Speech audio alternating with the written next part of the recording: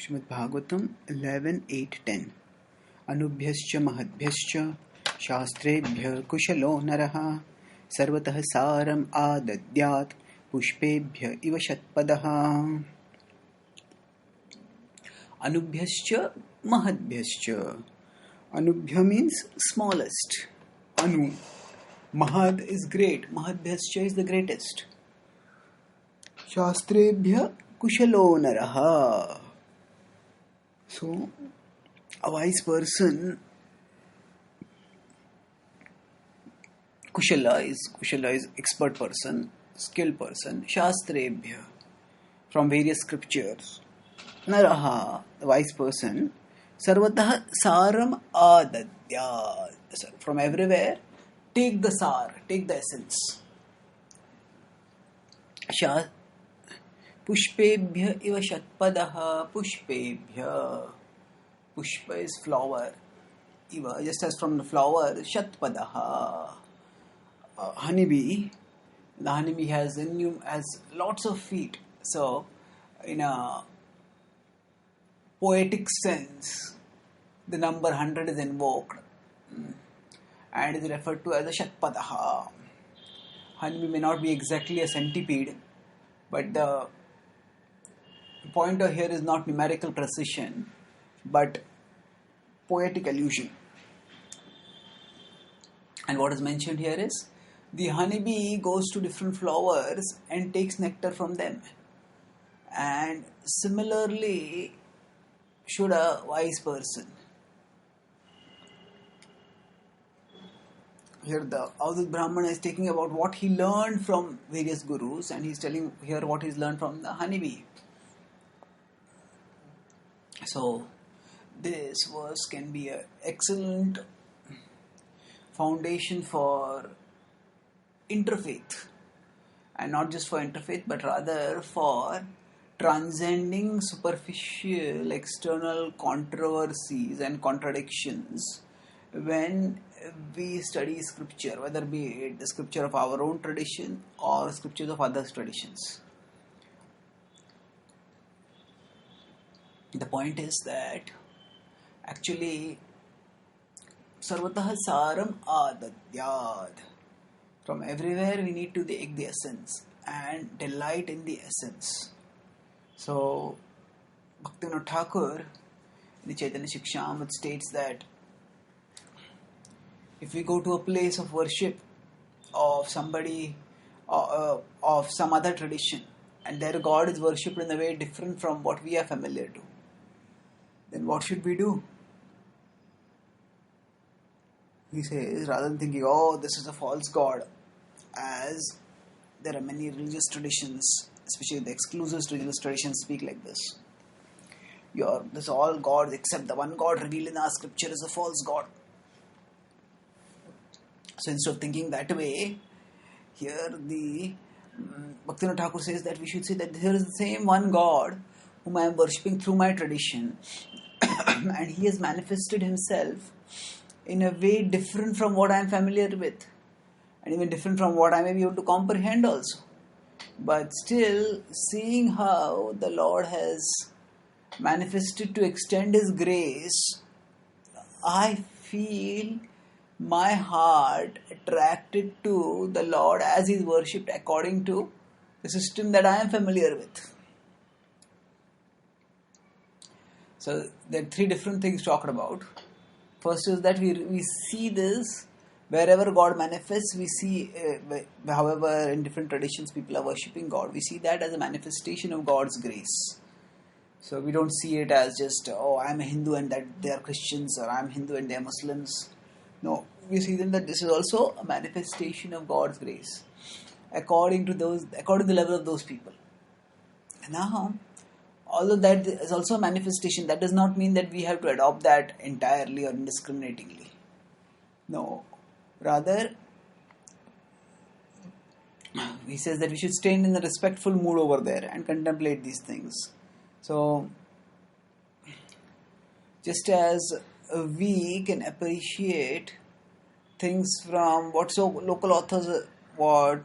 mundane authors have written. Prabhupada would quote sometimes from Keats and Rudyard Kipling and other poets, especially of the Vyasas and Prabhupada would quote sometimes. Hare mentions some occasions in his Hare Krishna explosion. And he would use those points, those quotes from them, not necessarily for an entirely spiritual purpose. He would use them to just say that, oh, he did not like Western medicine, he did not like Western systems of diagnosis and things like that. So, anyway, the point which we are making here is that actually Prabhupada is ready whenever required to study some other religious traditions also. He went actually Prabhupada, he offered a dramatically different take from that of the Hindu right wing. Prabhupada said Jesus Christ is also our Guru, who had so much love for God that he was ready to lay down his life for the service of God. So, sastrebhyah kusalo narah. It is Bhaktivinoda Thakur who first in our tradition mentioned that when sambhavami yuge, I come in every millennia. So Bhaktivinoda Thakur mentioned in his Bhagavad-gita commentary there that the appearance of God can also include the appearance of his son and the appearance of his confidential servant. This refers to the appearance of Jesus and Muhammad. So either way, the point is that our acharyas have accepted the principle of devotion and the principle of revelation even within other religious traditions.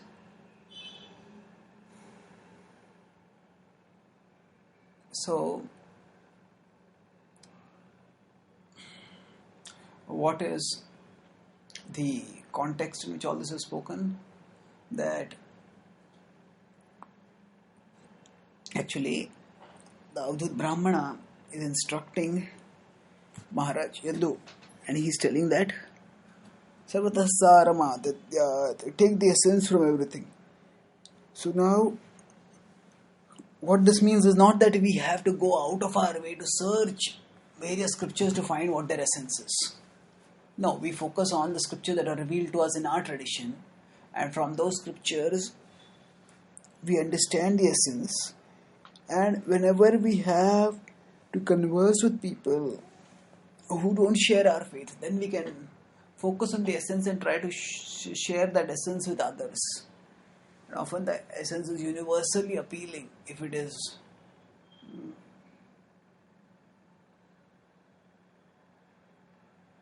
so.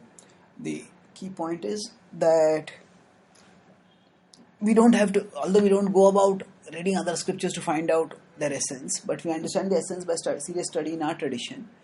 And then, if for the purpose of services or during our general hearing reading, we find some quotes from other traditions which also substantiate this point of substantiate the points given in the Vedic scriptures, we accept those points as authority. Anukulyasya sankalpa pratikulyasya varjina.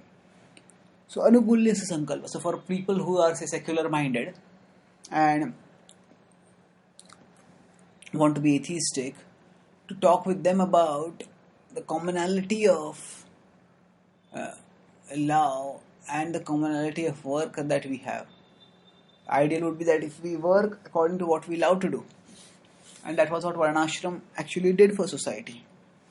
But even in that situation is not there, still we all have our duties, and the important thing is that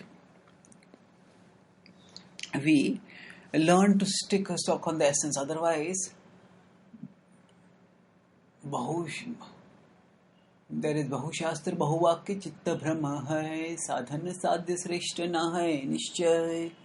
Otherwise, if we just study Shastra, okay, ferret around a little bit in this Shastra, ferret around a little bit in that Shastra, ferret means just search around, then we will not get anything substantial. We need to study scripture in a much more serious and serious way that befits the profundity of scripture. And by going deep within our tradition, we will also be able to appreciate the depth that is there in other traditions. But without living our tradition deeply, without drinking the nectar that is available in the flower with us, If we start flirting around for other flowers, we will not know what the taste of nectar is at all. And even when nectar is present in other flowers, we will be caught by the different appearance, the different looks, and some similar different points of cultural difference, and we will not be able to see the one essence. Saram adadyat we will not be able to do. So to be able to do the saram adadyat, we need to develop the mentality of a honeybee, which knows that there are many things other apart from the honey also in that flower. And some parts of the flower may be even rotten or whatever. Or they may not. There may be so many other parts of the flower, but the honeybee doesn't concern itself with that. Similarly, the serious seeker does not become obsessed with the what to speak of other religious traditions, but even within one's own religious traditions, there are always sociological and other controversies which keep coming up. But we just need to push them aside and fix ourselves in our loving relationship with Krishna. And by that, we can also relish, not just lifelong, but relish eternally, the nectar of love for Krishna, which is the saram, which is the essential conclusion of all scripture. Thank you.